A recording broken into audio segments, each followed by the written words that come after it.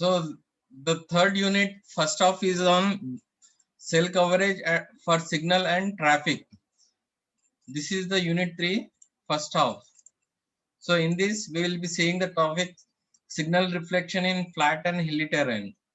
So how the signal will behave in flat and hilly terrain. And we will see the effect of human-made structures. So there are human-made structures such as buildings, large buildings. So we will see the effect of human-made structures. Then the phase difference between direct and reflected path. So when the transmitted wave from base station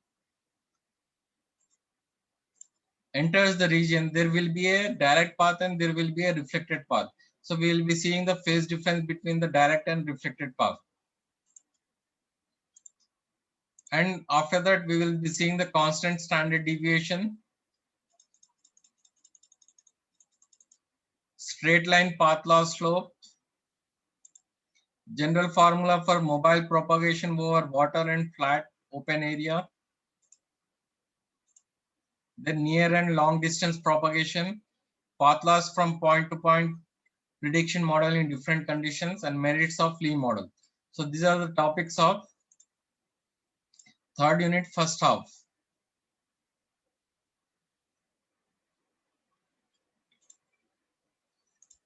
So there are around 29 pages are there. I will be following these notes. These notes cover everything.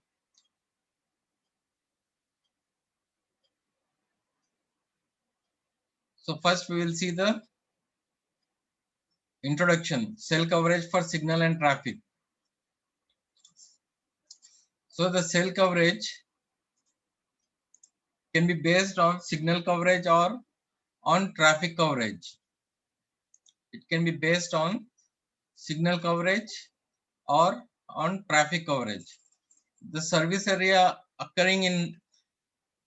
will occur in one of the following environments. The service area will occur in one of the following environment. It will be either human-made structure or it will be a natural terrain. It will be either human-made structure or natural terrain. So in human-made structure, there will be an open area, or it can be a suburban area, or it can be an urban area. These are nothing but human-made structures.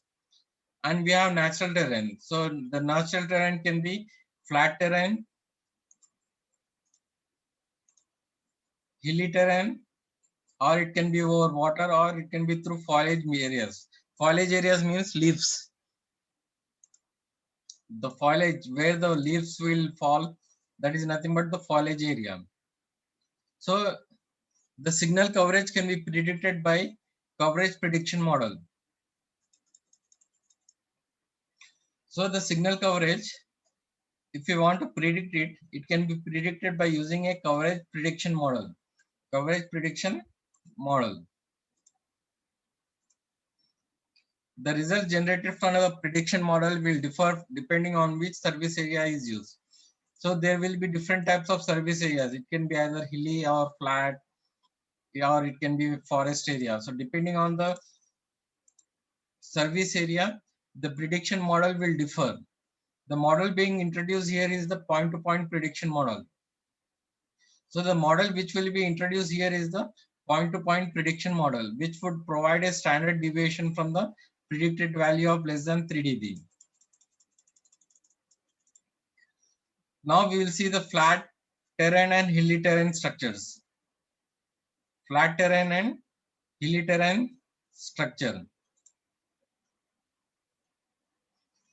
So in this, first we will see the ground incident angle and ground elevation angle in flat terrain. In flat terrain. So as you can see here, the ground incidence angle theta is the angle of wave arrival incidentally pointing to the ground. So we have a ground incident angle. So we have a ground incident angle theta. So this theta is the ground incident angle. So this is nothing but reflected path. This is nothing but reflected from. It is coming like this and it is getting reflected from the ground like this. So this is nothing but reflected path. And we have a direct path from here, from the transmitting antenna. So this is the direct path from the transmitting antenna. It is making an angle psi. It is making an angle phi. It is making an angle phi. So the ground elevation angle phi is the angle of wave arrival at the mobile unit. So this is the wave arrival at the mobile unit, ground elevation angle phi.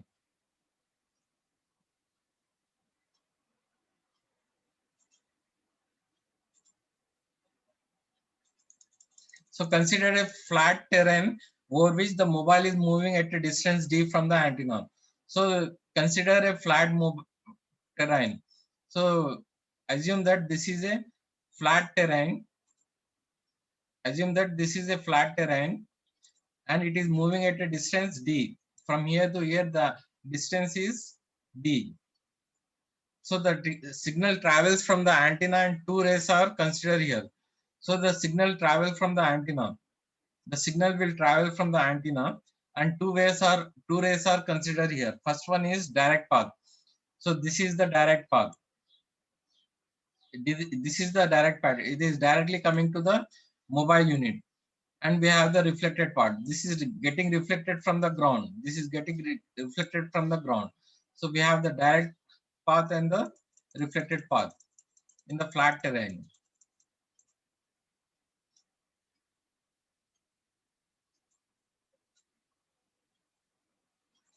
So this is the ground incidence angle and ground elevation angle for the flat terrain. Now ground reflection angle and reflection point for the hilly terrain. Now we will see for the hilly terrain. So based on Snell's law, the reflection angle and incidence angle are the same. So according to the Snell's law, the reflection angle and the incidence angle are the same. As long as the hilly slope is less than 10 degrees, the reflection point on a hilly slope can be obtained by following the same method as if the reflection point were on a flat ground. So if the hilly slope is less than 10 degrees, we can assume it to be the flat ground. We can assume it to be the flat ground. So this is the hilly terrain. We have the height h1 here and h here, and the effective height will be h plus h1. And d is the distance from transmitting antenna to the mobile unit here. This d, and d1 is from the base of the antenna height to the mobile unit, and d dash is the distance from the transmitting antenna to the mobile unit. This is the d dash. So we have d dash, d1 and d. This is for the hilly terrain. This is for the hilly terrain. The two antennas, base and mobile unit, have been placed vertically, not perpendicular to the slope ground. So as we all know that the antenna will be placed vertically. It will not be placed perpendicular to the slope ground. The reason is that the actual slope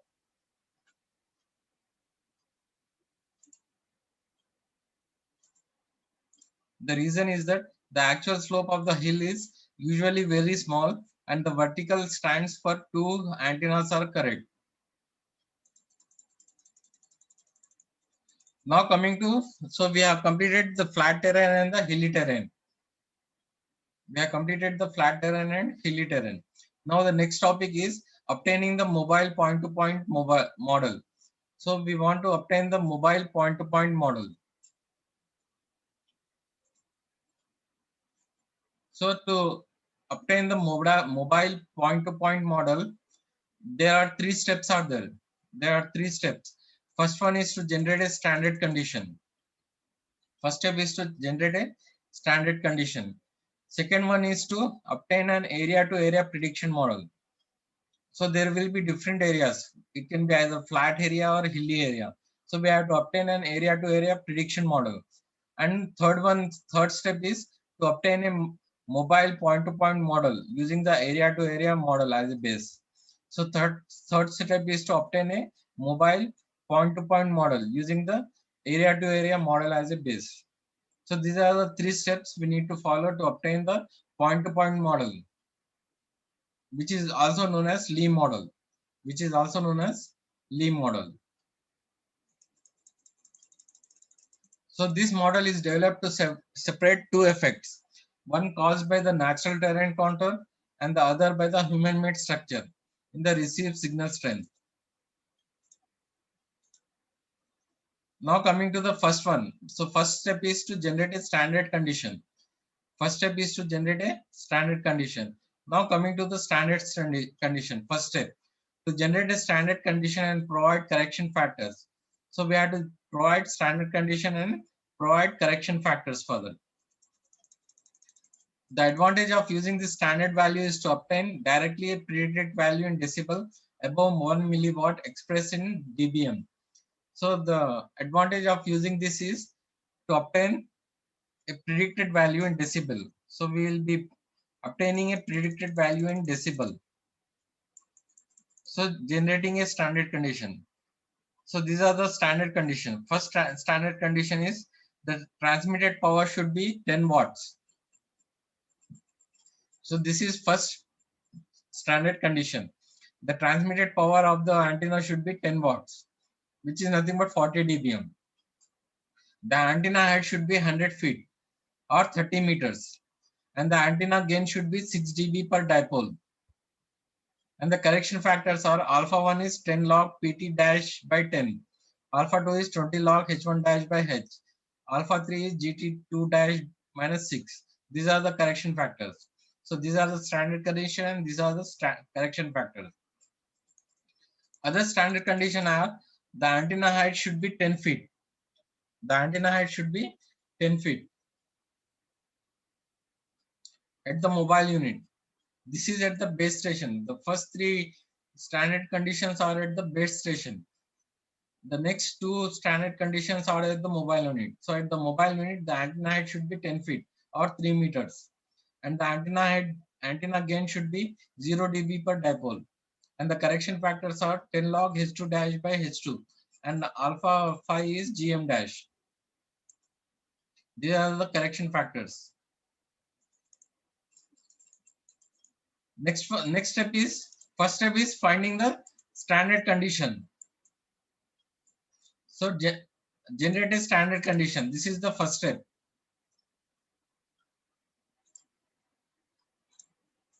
First step is generate a standard condition. This is the first step. Second one is obtain an area to area prediction model. Second step is obtain an area to area prediction model. Third step is obtain a mobile point to point model using the area to area model as a base. This is the third step. So we will be seeing the second step, obtain an area to area prediction model.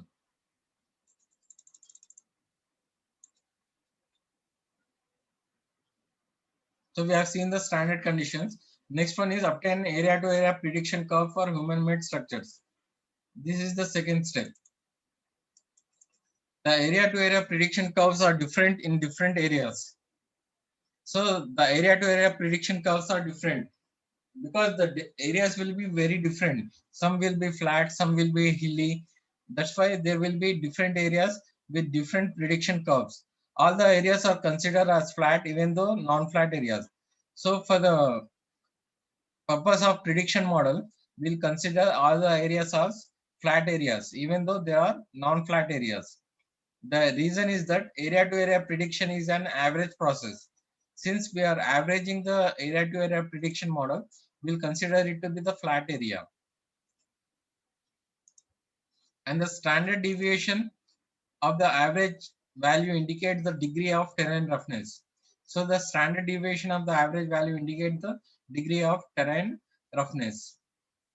Now coming to the effect of the human made structures. What are the effects of the human made structure? Since the terrain configuration of each city is different, since the geographical area of each city is different, and the human-made structure of each city is also unique, we have to find a way to separate these two. Since the geographic configuration of each city is different and the human-made structure of each city is also unique, We have to find a way to separate these two. So this is nothing but effect of human-made structure. The way to factor out the effect due to the terrain configuration from man-made structure is to work out a way to obtain the path loss curve. So the way to do it is by obtaining the path loss curve. We have to obtain the path loss curve for the area as if the area were flat, even if it is not. So we have to obtain the flat loss curve. The path loss curve obtained on virtually flat ground indicates the effect of the signal loss due to solely human-made structure. So the path loss curve obtained indicates the effect of the signal loss. It indicates the effect of the signal loss due to human-made structures. The average path loss slope, which is a combination of measurement from high spot and low spot. So the path loss slope, we will be measuring the high spots and the low spots along with different radio paths in a general area, which represent the signal received as if it is from a flat area. So it represents as if it is received from the flat area only by a different local human-made structures. So 1 mile intercept as a starting point for obtaining the path loss curve. So we have to assume an area of 1 mile intercept or 1 kilometer intercept. The difference in area to area prediction curves are due to the different man-made structure. So the difference in area to area prediction curves are due to the different man-made structure. Any area to area prediction model can be used as a first step towards achieving the point to point prediction model.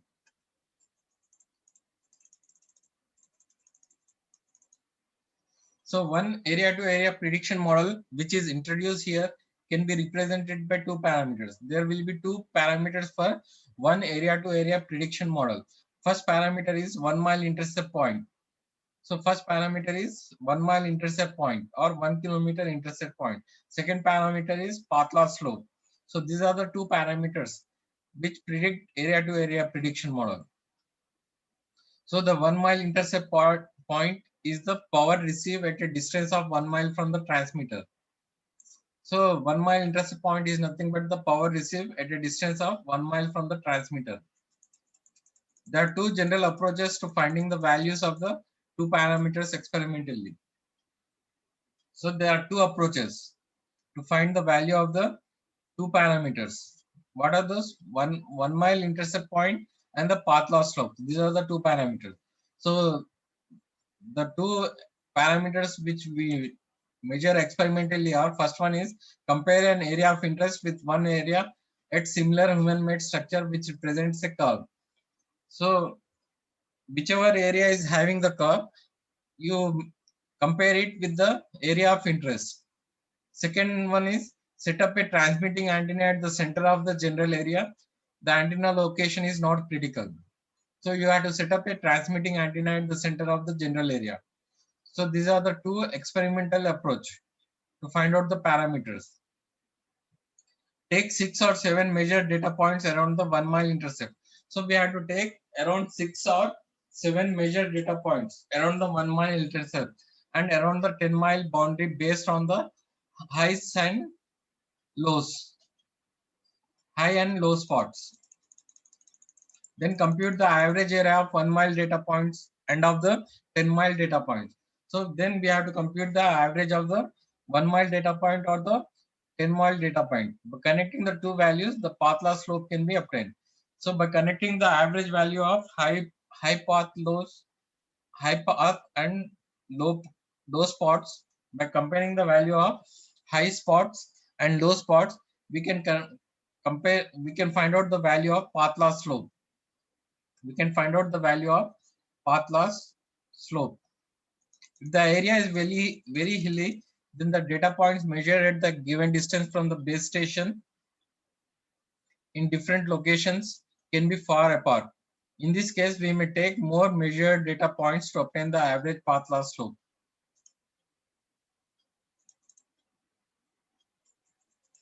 If the terrain of the hilly area is generally slope, Then we have to convert the data points that were measured on the slope terrain to a fictitiously flat terrain in that area. So we have to convert the hilly area into a fictitiously flat terrain. The conversion is based on the effective antenna height. So the effective antenna height is given by 20 log He by H1, where He is the effective antenna height, H1 is the actual height. H1 is the actual height and He is the effective antenna height. This will be for 1 mile or 10 mile connection. And an explanation of path loss phenomena, the plotted curves have different 1 mile intercept and different slopes. So this is what I am talking about. So this is one geographical area. It has H for high spots. H for high spots.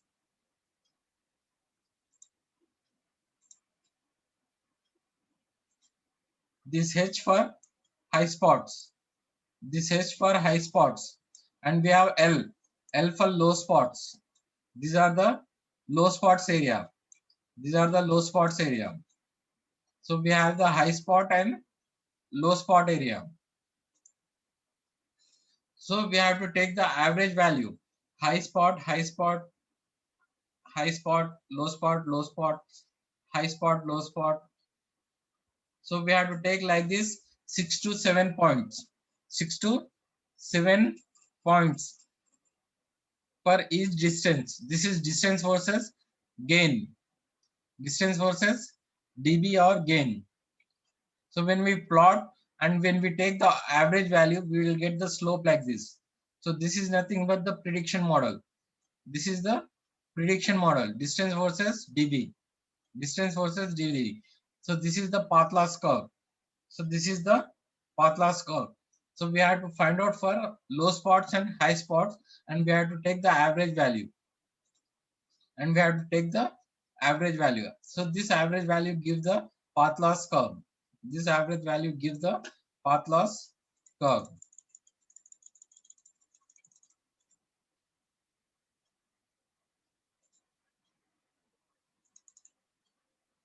So this is the propagation path loss curve for human-made structure for selecting measurement areas and path loss phenomenon. When the base station antenna is located in the city, then the 1 mile intercept could be very low and the slope is flattened out. When the base station is located outside the city, the intercept could be much higher and the slope is deeper. When the structures are uniformly distributed, depending on the density S, the 1 mile intercept could be high or low, but the slope may also keep at 40 dB per decade.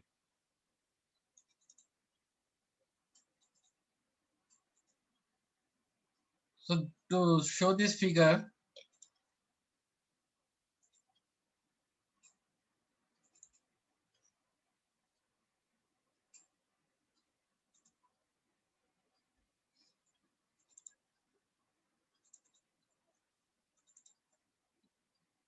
I'll use the word graph. Here we have the clear picture, clear image.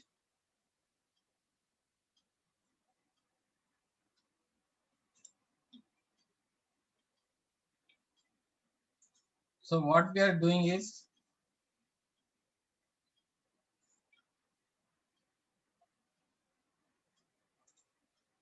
so this is one graph and this is another graph. So this is the graph of distributed buildings, the density of the buildings. Here we have the taller buildings and the shorter buildings. Here we have the shorter buildings and the taller buildings at the far end. And we have the uniformly distributed buildings here.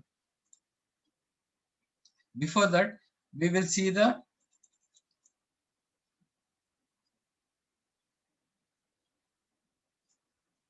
propagation path loss in different areas.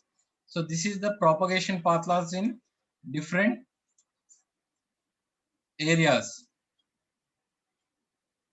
So as you can see, we have free space here, we have open area here, we have suburban area here, we have Newark here, Philadelphia, Tokyo, Japan, and New York. So this is the distance in miles from the transmitting antenna. So this is the distance in miles from the transmitting antenna. For this graph, we have the signal strength. So this is the signal strength. So we have free space, open area, suburban area, Newark, Philadelphia. Different areas have different signal strength. Different areas have different signal strengths. And this is the phase difference between direct path and a ground reflected path. So we have the buildings here. So we have the buildings. Here we have tall buildings and we have small buildings here. So here we have small buildings and we have tall buildings here. And these are the uniformly distributed buildings. So for this, if we plot the signal strength versus distance, we'll get the path loss slope like this. We'll get the path loss slope like this. So this is the curve for the path loss slope for dense buildings at the transmitting antenna. This is for the dense building at the far away from the transmitting antenna. This is for the uniformly distributed buildings. Is it clear? Is it clear? Do you have any doubts? So we have the uniformly distributed sun. These are the different buildings. These are the different building areas.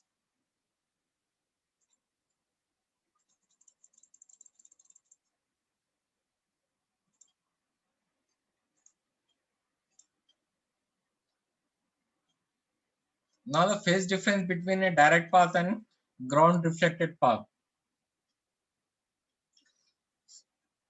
So based on direct path and ground reflected path, we have receive power PR is equal to P naught 1 by 4 pi d by lambda whole square 1 plus AB e to the power j delta phi whole square, where AB is the reflection coefficient, delta phi is the phase difference between direct path and reflected path, P naught is the transmitted power, D is the distance, this D is the distance, and lambda is the wavelength. So we have the direct path and the reflected path. We have the height h1 minus h2. This is h1 plus h2. This is h1. So we have the reflected path here and we have the direct path.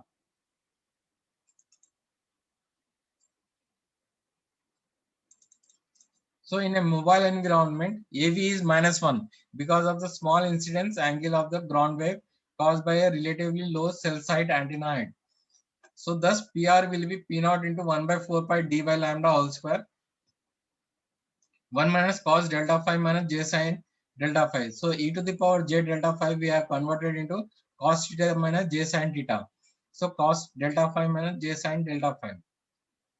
So this will become P naught 2 by 4 pi d by lambda whole square 1 minus cos delta phi. So which will be equal to this, where delta d is the difference. So delta d is given by d1 minus d2. d1 minus d2, where d1 is h1 plus h2 whole square plus d square under root, and d2 is h1 minus h2. This is minus h1 minus h2 whole square plus d square. Since delta d is much smaller than either d1 or d2, so delta phi will be beta delta d, which will be 2 pi. Beta is 2 pi by 2 pi by lambda, and delta d is 2h1 h2 by d. So the received power will become PR equal to P naught lambda square by 4 pi square d square sin square 4 pi h1 h2 by lambda d. So don't get confused. You just remember the final equation. You just remember the final equation. So if delta phi is less than 0.6 radian, then sin delta phi will become delta phi by 2 and cos delta phi by 2 will become 1. This simplifies to PR equal to P naught 4 by 16 pi square d by lambda 2 pi h1 h2 by lambda d whole square. So this will be P naught h1 h2 by d square whole square. So remember this last formula. So PR will be P naught h1 h2 by d square whole square. So remember this formula. So remember this formula. PR will be P naught H1 H2 by D square whole square. We can deduce two relationship as follows. So delta P. So delta P will be 40 log D1 by D2, which is a 40 dB per decay path loss. And another one is delta G, which is the antenna height gain of 6 dB per octave. So delta G will be 20 log H1 dash by H1. So delta P is the power difference in decibel between two different path log. And delta G is the gain in decibel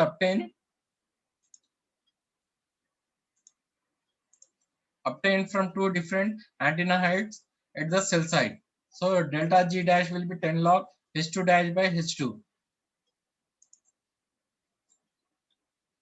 So I will stop here. If you have any doubts, you can ask me. So there are around 29 pages are there. So I have completed 9 pages. In the remaining 2 classes, I will complete 10 pages. So with this, your unit will be completed. I mean, your third half of the unit will be completed. So with this, first mid syllabus will be completed for you. So if you have any doubts, you can ask me. Do you have any doubts? These are simple topics. So I will be sharing these notes with you. Do you have any doubts? Please answer me in the chat box.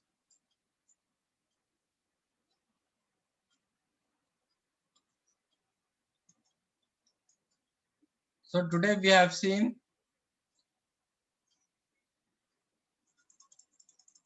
So do you have any doubts? Please answer me in the chat box. Yes or no?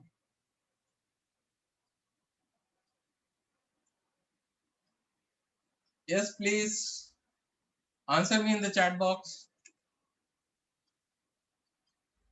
Do you have any doubts?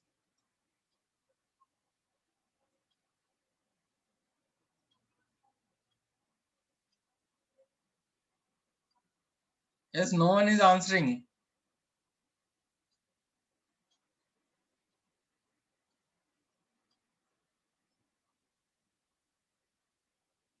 Yes, students, please answer me in the chat box. Do you have any doubts? Yes or no?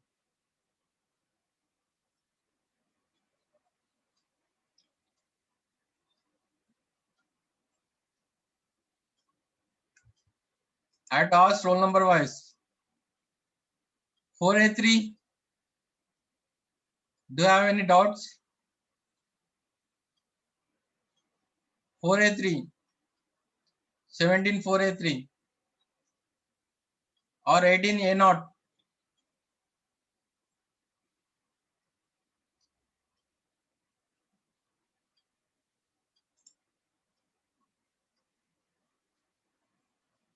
Okay, if you don't have any doubts, I'll conclude the class today. So we have seen today signal reflection in flat and hilly terrain, effect of human-made structure, and phase difference between direct and reflected path.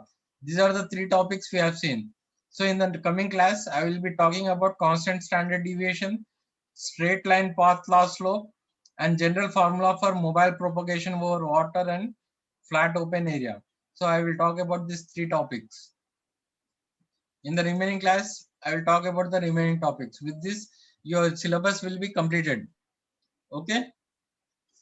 So 2 more classes, your syllabus will be completed. So with this, I will conclude today. Thank you very much.